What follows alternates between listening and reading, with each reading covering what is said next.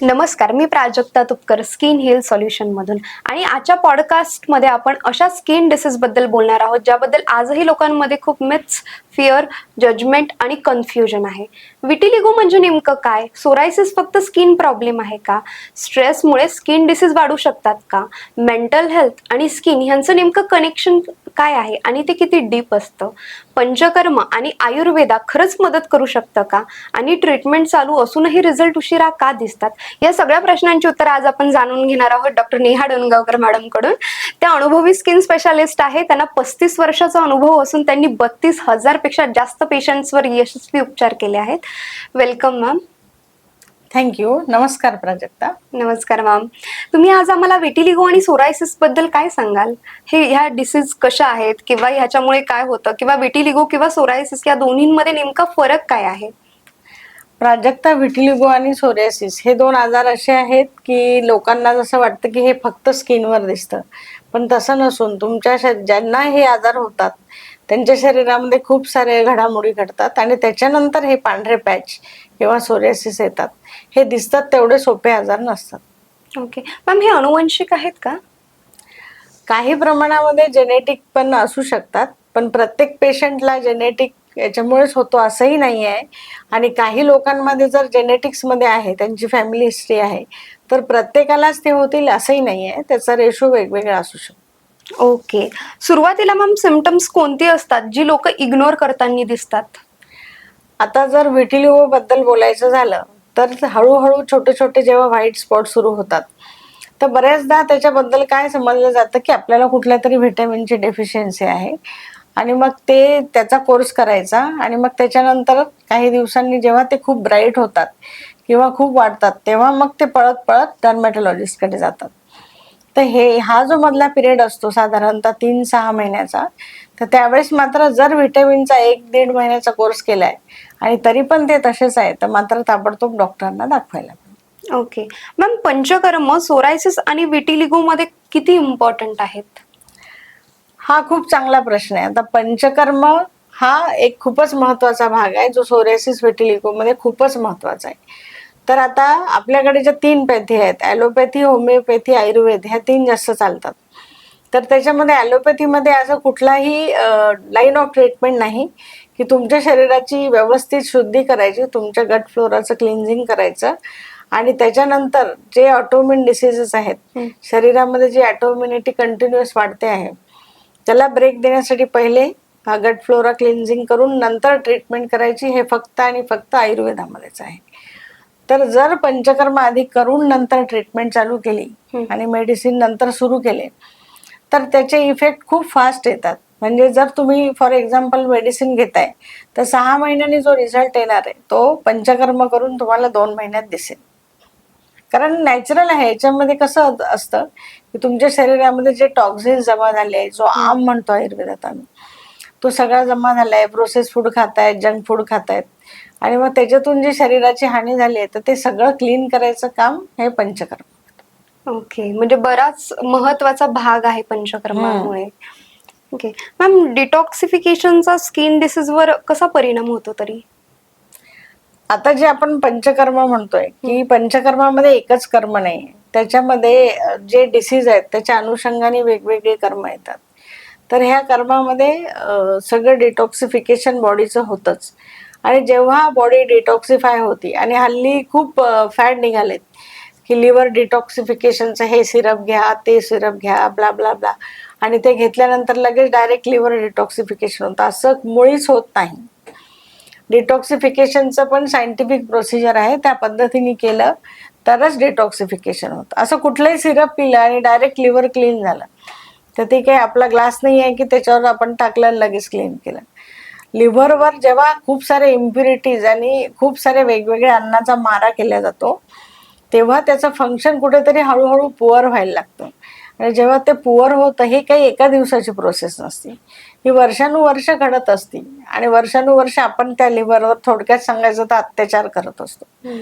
तर हे काही लगेच असं क्लीन होत नसतं. त्याच्यासाठी व्यवस्थित डाएट, मग त्या पद्धतीने त्यांना फॉलोअप करून घ्यायचा. मग त्याच्यानंतर ते सगळे जे काही टॉक्सिन्स आहेत ते तुमच्या स्टमकमध्ये यायला पाहिजे, मग ते हळूहळू बाहेर पडायला पाहिजे. ही जी प्रोसेस असते या पद्धतीने केलं तर डिटॉक्सिफिकेशन. ओके मॅम, कोणतं फूड आहे जे सोरायसिस आणि विटिलिगो ट्रिगर करू शकतात? खूप कॉमन आहे, म्हणजे सगळ्यांना खरं तर हे माहिती आहे की जंक फूड खाऊ नये, प्रोसेस फूड खाऊ नये, आणि जे 3 पॅक डब्बे असतात त्यातलं फूड खाऊ नये, आणि आपण जे विरुद्ध आहार घेतो तो विरुद्ध आहार नको. कसा, आता फॉर एक्झाम्पल आपण पाणीपुरी खातो, त्याच्यामध्ये किती प्रकारचे रस आहे, गोड आहे, आंबट आहे, तिखट आहे, खारट आहे. तर आयुर्वेद असं सांगतं की असे चारही रस एकत्र मिळून कधीही अन्नाचं सेवन करू नये, कारण ते एकमेकाच्या विरुद्ध काम करतात आणि मग शरीरामध्ये तुमच्या डायजेशनला प्रॉब्लेम, बाकीचे डिसीज वाढणे, शरीरामध्ये स्वेलिंग येणं, ज्याला आपण इन्फ्लमेशन म्हणतो. आणि एकदा का ही चेन ऑफ सिस्टीम सुरू झाली की मग तुम्हाला कुठलेही डिसीज होऊ शकतात. तुम्हाला अल्सर होऊ शकतो, हायपर ॲसिडिटी होऊ शकते, वेगवेगळे लिव्हरचे आजार होऊ शकतात, डायजेशनचे प्रॉब्लेम, पाईल्स, कॉन्स्टिपेशन हे सुद्धा होऊ शकतं, फक्त स्किन डिसीजच नाही. तर त्याच्यामुळे हे सगळं एकत्र विरुद्ध आहार खायचा नाही, असं जे आयुर्वेद अगदी ठामपणे म्हणतं की विरुद्ध आहार हा शरीराला घातकच आहे. हे लोकांनी समजून घेणं खूप गरजेचं आहे. जसं की विरुद्ध आहारामध्ये आपण जेव्हा विटिलिगो आणि सोरियासिसचा विषय येतो तर तेव्हा मिल्कशेक खूप जास्त प्रमाणात घेतलेले आम्हाला आढळून येतात. तर मिल्कशेक म्हणजे काय, दूध आणि त्याच्यासोबत आंबट हे जेव्हा तुम्ही एकत्र करता, परत त्यात साखर टाकता आणि मग ते खूप छान टेस्ट लागते म्हणून मिटके मारत खातात, ते तेवढंच घातक असतं. नॉनव्हेज सोबत दूध घेऊ नये, त्याच्याबद्दल खूप सारा उहापोह झालाय, खूप साऱ्या चर्चा झाल्यात. हे खरंच असं असतं का, असं कुठे होत असतं का? पण असं होतं आणि प्रॅक्टिकली असं दिसून येतं की जे लोक फिश खातात, मग आईस्क्रीम खातात, मग अशा लोकांना हळूहळू स्किनचे कुठले तरी डिसीज व्हायला लागतात. फक्त विटिलिगोच होतं असं नाही, त्यांना आर्टिकेरिया होईल किंवा त्यांना दुसरे काहीतरी ब्लड इम्प्युअर झाल्यामुळे काही पॅचेस येतील, परपुऱ्या होईल आपण जे म्हणतो ते, किंवा कुठेतरी फोडच येतील, त्याच्यातून पस निघणार, सेल्युलायटिस म्हणतो ना आपण, त्याला घाम गलंड वगैरे म्हणतात, अशा प्रकारचे आजार होतात. हे कुठे ना कुठे शरीर बाहेर काढतं. तर त्याच्यामुळे आहार हा खूप महत्वाचा विषय आहे डिसीजच्या. ओके, स्लीप अँड गट हेल्थचं रिलेशन आहे का मॅम काही? स्लीप आणि गट हेल्थचं रिलेशन असं आहे की जेव्हा तुमचं जे दैनंदिनी आहे की आता लाईफस्टाईल आहे, तर आपण आपलं सकाळी उठलं की आपल्या ज्या ऍक्टिव्हिटीज आहेत त्याप्रमाणे आपण लंच घेतो, डिनर घेतो, हे जसे मील आहेत आपल्या शरीराला आवश्यक, तसं या धावपळीमध्ये आपण जे काम करतो तर आपल्याला झोप पण तेवढीच आवश्यक आहे. ती जर झोप नाही झाली तर मग आपला स्ट्रेसमुळे आणि स्लीप व्यवस्थित न झाल्यामुळे गट फ्लोरावर इम्पॅक्ट होतो. तो कसा होतो, आता तुम्ही बघा, जे लोक शिफ्टमध्ये ड्युट्या करतात त्यांना कधीच डायजेशन चांगलं नसतं, त्यांचं नेहमी डायजेशनचे प्रॉब्लेम असतात, कारण त्यांची स्लीप कंटिन्यू डिस्टर्ब होते. आणि शरीराला एक सवय असते, त्याला जर रोज तुम्ही 10ला झोपताय तर त्याला 10लाच झोप लागेल ना. तुम्ही कधीतरी 2 वाजता झोपताय, मग 10 वाजता झोपताय, तर मग ते जे शरीराचं आपलं शेड्यूल आहे, म्हणजे जे बॉडी वॉच आहे, ते डिस्टर्ब होतं ना. मग त्याच्यामुळे हे सगळे डायजेशनचे प्रॉब्लेम होतात. त्याच्यामुळे स्लीप हे स्किन डिसीज मध्ये खूप महत्वाचे आहे, आणि ती साऊंड स्लीप असली पाहिजे. त्याच्यामुळे आपण जेव्हा ट्रीटमेंट पण करतो तेव्हा ते स्किन डिसीज आटोक्यात येण्यासाठी त्यांची स्लीप खूप महत्वाची आहे. म्हणून आम्ही हा प्रश्न विचारतोच की तुमची झोप कशी आहे. मॅम, योगा, मेडिटेशन आणि प्राणायाम हे किती मदत करू शकता यासाठी? खूप मदत करू शकते. किती म्हणजे काय, तुम्ही किती जास्त चांगलं कराल तेवढं त्याला मदतच आहे. आता योगा आणि प्राणायाम हा विषय घेतला तर एक्झरसाइजमुळे तुमची फ्लेक्झिबिलिटी चांगली राहते. आता त्याच्यामध्ये खूप प्रवाद आहे की वेट लॉस करायचं असेल तर योगाने खूप वेट लॉस होत नाही, त्याला जिमच लागतं. पण जर तुम्ही रेग्युलर योगा करताय तर तुमचं मानसिक संतुलन खूप चांगलं राहतं. हे खूप साऱ्या वेगवेगळ्या रिसर्चमध्ये पण आता लोकांनी मान्य केलंय की योगा हा आयुष्यासाठी खूप महत्वाचा आहे. तुम्ही जिम कराल 1 महिना, दुसऱ्या महिन्यात जिमला नाही जाणार, तुमचं वेट परत जिथल्या तिथे होणार. तर तसं होत नाही. योगामुळे काय होतं की एक तर बॉडीची फ्लेक्झिबिलिटी चांगली राहते, त्याच्यामुळे आपण पण आनंदी राहतो, आणि प्राणायाममुळे तुमची मेंटल हेल्थ खूप चांगली राहते. आणि जेव्हा तुम्ही प्राणायाम करता तर तुमचं ऑक्सिजन इनहेलेशन खूप चांगलं होतं. तुमच्या बॉडीला ऑक्सिजन जे रेग्युलर मिळतो त्याच्यापेक्षा जास्त मिळतो, तर त्याच्यामुळे मेंटल हेल्थ पण चांगली राहते. त्याच्यामुळे ते खूप गरजेचं आहे आता. येस मॅम विटिलिगो हा संसर्गजन्य आहे का, म्हणजे एकाकडून तो दुसऱ्याकडून आणि दुसऱ्याकडून तिसऱ्याकडे असं सुद्धा काही होताना हे ना दिसतं? खूप मोठं मिथ आहे आणि हे समाजामध्ये इतकं एखाद्या रोगराईसारखं पसरलेलं आहे की कोणाला विटिलिगो आहे आणि त्याला जर पांढरे डाग आहे तर लोक त्याच्या दूर बसतात किंवा त्याला अवॉइड करतात, त्याला इग्नोर करतात, त्याच्याशी बोलायचं टाळतात. पण विटिलिगो आणि सोरियासिस हे दोन्ही आजार असे आहे की ते कुणाचे कुणाला लागतच नाही, कारण ते शरीरात आतून घडामोडी झाल्यामुळे त्याच्या शरीरावर आलेले असतात. तर ते तुम्हाला कसे काय लागतील? पण अनफॉर्च्युनेटली लोक हे अवॉइड करतात. त्या लोकांना हे फार वाईट गोष्ट आहे, फार अतिशय वाईट. मॅम ह्यामुळे त्यांच्या काही मानसिक आरोग्यावर सुद्धा परिणाम झालेला आपल्याला दिसतो का? हो अर्थातच. आता तुम्हाला जर तुम्ही कुठे जाताय, लोक इग्नोर करताय, अवॉइड करताय, तुम्हाला रिस्पेक्ट देत नाही, तुमच्याशी बोलायचं टाळताय, तर त्याची मेंटल हेल्थ तर डिस्टर्बच होणार ना. त्याला असं वाटणारच की हे लोक मला त्यांच्या समूहामध्ये घेत नाहीये. तिथे काय आलं की इग्नोरन्स झालंय आणि ते काय फील करणार, लेफ्ट आउट फील करणार ना, की आता मी यांच्यात बसू शकत नाही. तर ही त्यांच्यासाठी ॲज अ ह्युमन बिईंग खूपच वाईट गोष्ट आहे. मग तिथून त्यांचा एक डिप्रेशनचा फेज सुरू होऊन जातो की अरे आता आपण सामान्य लाईफ जगू शकत नाही. येस. मॅम सोरायसिस फक्त स्किन डिसीज आहे का? सोरियासिस हा फक्त स्किन डिसीज नाही आहे, तो एक ॲटोइम्यून डिसीज जसा आहे तसं तुमच्या बाकीच्या ऑर्गन्सवर पण तो खूप परिणाम करतो. सोरियासिसमध्ये जनरली फॅटी लिव्हर असतं, त्याच्यानंतर हार्ट प्रॉब्लेम पण असू शकतात लोकांना, वजन वाढणे, इन्फ्लमेशन असणे बॉडीमध्ये, काही लोकांना सोरियासिसमधून आर्थरायटिस तयार होतो. तर असे वेगवेगळे त्याचे साईड इफेक्ट खूप आहेत. म्हणून सोरियासिस हा फक्त स्किन पुरता मर्यादित नाही, त्याच्यापासून बरेचसे आजार होण्याचे चान्सेस असतात आणि ह्या लोकांनी आपली खूप काळजी घ्यायला पाहिजे. यांना हार्ट डिसीजचे पण खूप चान्सेस असतात. ओके मॅम, काही होम रेमेडीज सेफ असू शकतात का जर करायलाच गेले तर? होम रेमेडीज म्हणजे असं झालंय की आजार समुद्र आहे एवढा आणि तुम्ही त्याच्यावर काहीतरी एक ग्लासभर पाण्याने उपचार करतायत. तुम्ही प्रिकॉशन घेऊ शकतात की जसं सोरियासिसमध्ये बॉडीला मॉइश्चराईज करणे, त्याला ड्राय होऊ नये याची काळजी घेणे, विशेषतः विंटर सीझनमध्ये, ह्या प्रिकॉशन्स तुम्ही घेऊ शकतात. पण होम रेमेडीजनी कधीही सोरियासिस आणि विटिलिगो नेवर दुरुस्त होऊ नाही शकत. ओके. रिकव्हरीमध्ये होप किती पॉवरफुल मेडिसिन असू शकतो? खरं सांगायचं तर विटिलिगो आणि सोरियासिसची रिकव्हरी हा एक चिंतनाचा विषय झाला आता. तो कसा की लोकांना आलं की झटपट सोल्युशन पाहिजे. अरे बाबा, पण तुला तो स्किन डिसीज झालाय तर तुझ्या शरीरात वर्षानुवर्ष घडामोडी घडल्यात ना, त्याच्यानंतर तो तुला दिसतोय. तर ते सगळं कव्हर करायला आणि ते सगळी जी घाण तुम्ही तयार केली शरीरात, त्याला हळूहळू शरीराबाहेर टाकायला ही एक लॉंग प्रोसेस असते. त्याच्यासाठी 1 वर्ष 2 वर्षाचा वेळ द्यावा लागतो आणि नेमकं हेच पेशंटला समजत नाही.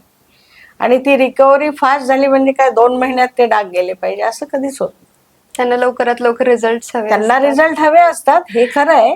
त्यांची मानसिकता अशी बनलेली असते की लोक जर मला अवॉइड करतात तर मी यातून बाहेर पडलं पाहिजे, कारण ते कॉस्मेटिक दृष्ट्या फारच वाईट दिसतं आणि आपली ब्युटी व्यवस्थित दिसत नाही, त्यांना वाटणं साहजिक आहे. पण हे आजार समजून घेणं पण गरजेचं आहे की ह्याला वेळ द्यावा लागतो. सेल्फ लव्ह हा फक्त मोटिवेशनल शब्द आहे की ट्रीटमेंटचा भाग? तर सेल्फ लव्ह हा जर विचारात घेतला तर ह्या आजाराच्या अनुषंगाने आपण बोललं तर ते मोटिवेशन म्हणण्यापेक्षा त्यांनी अंमलात आणायची गोष्ट आहे की माझी बॉडी खराब दिसते तरी माझं स्वतःवर प्रेम आहे आणि हे मला आयुष्य देवाने दिलेलं खूप सुंदर आयुष्य आहे आणि ते मला जगायचं आहे. आणि स्किनवर जरी काही आलं तरी माझे सगळे ऑर्गन्स नीट आहे, मी चालू फिरू शकतो, मी काम करू शकतो. जर हे सगळं मी करू शकतो तर मी वाईट कसा? आणि जर कोणी मला अवॉइड करत असेल तर मला ते गोष्ट मॅटरच करत नाही, मी माझं आयुष्य सुंदर तऱ्हेने जगू शकतो. हे त्या रुग्णाने जेव्हा मनाशी ठरवलं ना तर तो छान लाईफ जगू शकतो. येस मॅम, पेशंट स्वतःला मिरर मध्ये बघतात तर ते कोणत्या इमोशन्स मधून जात असतात त्यावेळी? ते जेव्हा मिरर मध्ये बघतात तेव्हा त्यांना पेन, तर सगळ्यात पहिले तर त्यांना पेन होतं की मी कसा विचित्र दिसतोय. त्यांच्या डोक्यात हेच असतं. आणि बाजूचे लोक जे दिसतात ते सामान्य लोक, आणि मी काहीतरी त्यांच्यापेक्षा वेगळा आहे, कुरूप आहे, मी चार चौघात जाऊ शकत नाही, कारण मी विचित्र असल्यामुळे ते लोक मला त्यांच्यात घेणार नाही. ही जी भावना आहे ही मिररमध्ये बघून जास्त प्रखर होते, आणि मग त्यांना त्या गोष्टी सतत जाणवायला लागतात. पण ते मिररमध्ये बघताना ठीक आहे, हे इथे किंवा इथे 2 डाग आहे, पण माझी पूर्ण एंटायर बॉडी जर चांगली आहे तर मी सगळ्यांपेक्षा वेगळा कसा, मी चांगला जगू शकतो. हे जेव्हा ते मनाशी ठरवतील तेव्हाच ते त्या ट्रॉमामधून बाहेर येऊ शकतात. हा त्यांनी स्वतःला दिलेला सेल्फ ट्रॉमा असं म्हणू शकतो. येस. लोक स्किन पाहतात, पेन नाही, हे कितपत खरं आहे मॅडम? खरंच आहे ते, कारण लोक जेव्हा कोणाला बोलतात किंवा त्याच्यावर कमेंट करतात तर तेव्हा ते त्याचा चेहरा सुद्धा बघत नाही. आता त्या एखाद्यानी रस्त्याने जाताना त्यांच्या ओळखीचा कोणी भेटला आणि त्याला जर बोटावर पांढरे डाग आहेत किंवा सोरियासिस आहे, तर ते नॅचरली काय म्हणतात, अरे हे काय झालं तुम्हाला, आणि कधी झाला, पहिले तर तुम्ही खूप सुंदर दिसत होते, आता फारच खराब दिसत. हा त्या व्यक्तीने त्याच्यावर केलेला कमेंट आहे, तो त्याला ॲज अ कमेंट घ्या तुम्ही.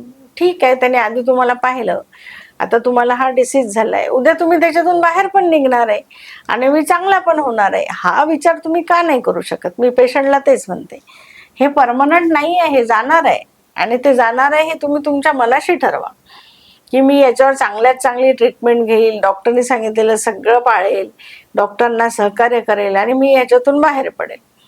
हे जर तुम्ही ठरवलं तर मग ह्या गोष्टी किंवा लोकांनी बोललेलं तुम्हाला काही मॅटरच नाही करत.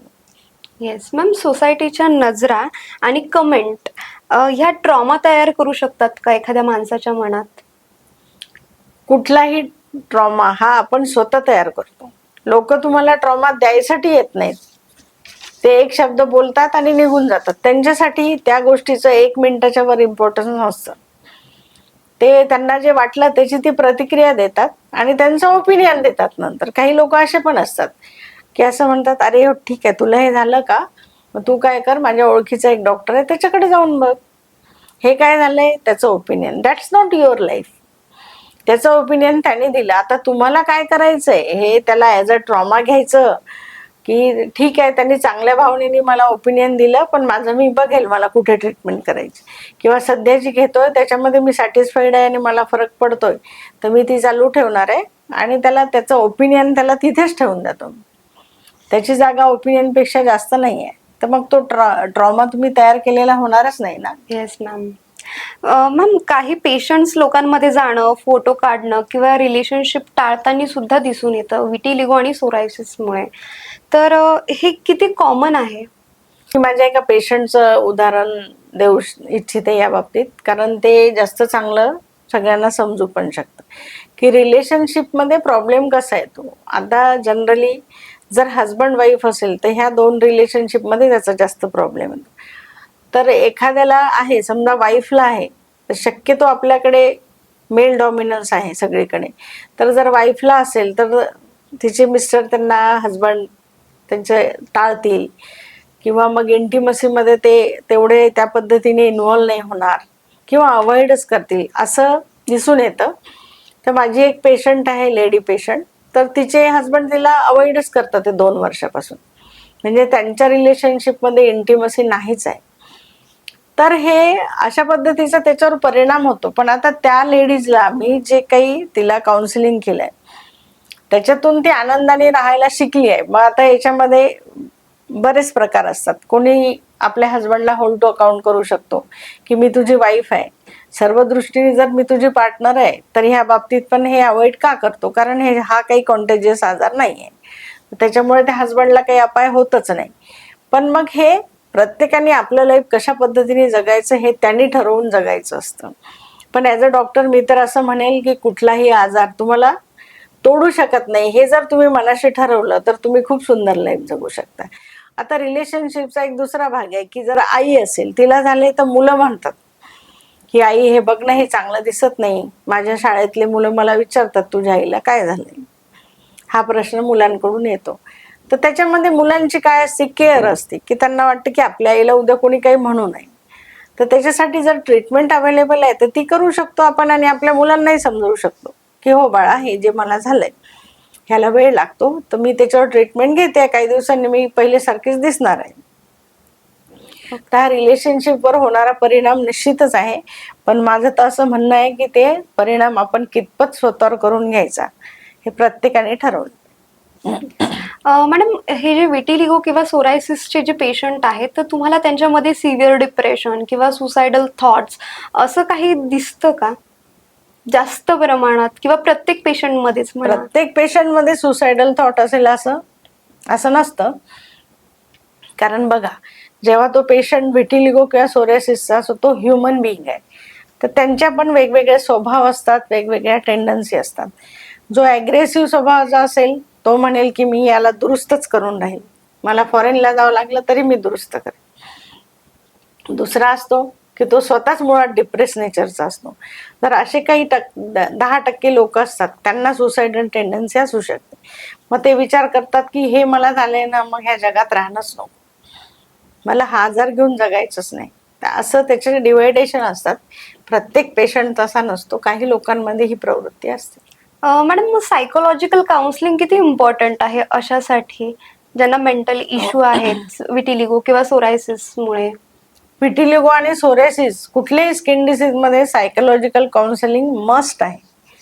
कारण त्या आजाराकडे ती व्यक्ती कशा पद्धतीने पाहते आणि त्याचा तिच्या मानसिक आरोग्यावर कसा परिणाम होतोय हे लक्षात घेऊन जर काउन्सिलिंग केलं तर ती त्या आजारातून पटकन बाहेर येते. आणि मेडिसिन आहेत ते व्यवस्थित घेणं, प्रॉम्प्टली करणं, तर त्याच्यामुळे ते जास्त एन्थुझियाझमने मेडिसिन घेतात, प्रोटोकॉल पण फॉलो करतात आणि लवकर बरे होतात.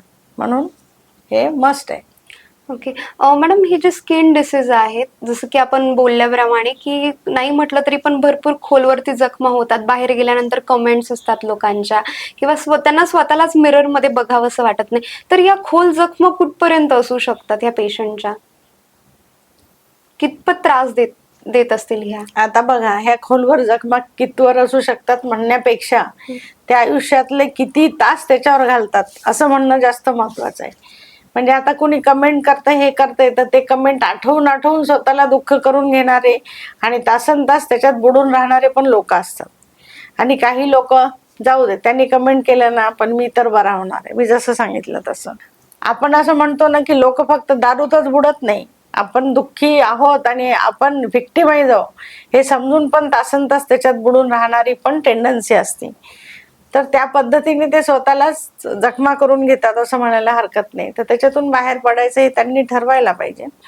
आणि त्यांना जर वाटलं की नाही, हे मला जे वाटतं ना हे खूप चुकीचं आहे, मग मी डॉक्टरांकडे जाईल, मला जर त्यांनी सजेस्ट केलं तर मी सायकियाट्रिस्टकडे पण जाईल, आणि मी मात्र नीटच होऊन राहील आणि सुंदर आनंदी आयुष्य जगेल, तर त्यांना कोणीच थांबवू शकत नाही. येस मॅम, न्यूली डायग्नोस्ड पेशंटला तुम्ही पहिल्यांदा काय सांगाल? जर व्हिटिलिगो आणि सोरायसिस नुकताच झालेला असेल तर मी त्यांना सांगेल की हा खूप शॉर्ट पिरियडमध्ये दुरुस्त होतो. आणि खरोखर आय एम नॉट जोकिंग, जर व्हिटिलिगो लवकर डायग्नोज झाला तर 3-3 महिन्यात सुद्धा पेशंट रिकवर होतात. फक्त त्यांनी जर रिकव्हरीसाठी ते सिरियसली घेऊन करायला पाहिजे. जे आम्ही सांगतो की डाएट व्यवस्थित करायला पाहिजे, झोप व्यवस्थित पाहिजे, मेडिसिन व्यवस्थित घ्यायला पाहिजे, आणि सांगितलेलं सगळं जर त्यांनी पाळलं तर ते लवकर क्युअर होतात. त्याच्यामुळे त्याच्यात खूप स्ट्रेस घेण्यासारखंही काही नसतं. ओके. तर मॅम, जर स्किन बोलू शकली असती तर सोरायसिस किंवा विटिलिगोच्या स्किननी काय सांगितलं असतं? त्यांनी शिव्या दिल्या असतं. म्हणजे कसं की ते असे म्हटले असते, अरे हे खाऊ नको ना बाबा, मला त्रास होतोय, पाणीपुरी बंद कर, आईस्क्रीम नको खाऊ, नॉनव्हेज फार खाऊ नको, नॉनव्हेजवर दूध पिऊ नको, मला त्रास होतोय, असं ती स्किन नक्कीच बोलली असते. आणि खरोखरच स्किनला जे पेन होतं, आता स्किन म्हटलं तर हे शरीरातलं सगळ्यात मोठं ऑर्गन आहे. आपल्या शरीराला प्रोटेक्ट करायचं, एन्व्हायरमेंट पासून जो होणारा त्रास असतो, फॉर एक्झाम्पल उन्हात जातो आपण, थंडीमध्ये जातो, तर ते जे काही बाहेरून एन्व्हायरमेंट मधून येणाऱ्या गोष्टी आहेत ते सगळं ती स्किन स्वतःवर घेत असते आणि त्याच्यातून स्वतःला निरोगी ठेवायचा आटोकाट प्रयत्न करत असते. तर त्याच्यामुळे त्या स्किनला चांगलं ठेवायचं हे प्रत्येकाचं कर्तव्य आहे असं मला असं वाटतं. खूप सुंदर मॅम. आजच्या पॉडकास्टमधून एक गोष्ट क्लिअर झाली असेल, स्किन डिसीज फक्त स्किनवर दिसत नाही, त्या इमोशनल, कॉन्फिडन्स आणि रिलेशनशिप आणि मेंटल हेल्थवर सुद्धा परिणाम करतात. म्हणून मिथ्यांवर विश्वास ठेवू नका, अवेअरनेस वाढवा आणि प्रॉपर गायडन्स घ्या. हा पॉडकास्ट युजफुल वाटला असेल तर नक्की शेअर करा आणि विटिलिगो, सोरायसिस किंवा इतर स्किन प्रॉब्लेमसाठी कन्सल्टेशन हवी असेल तर खालील दिलेल्या नंबरवर संपर्क नक्की साधा.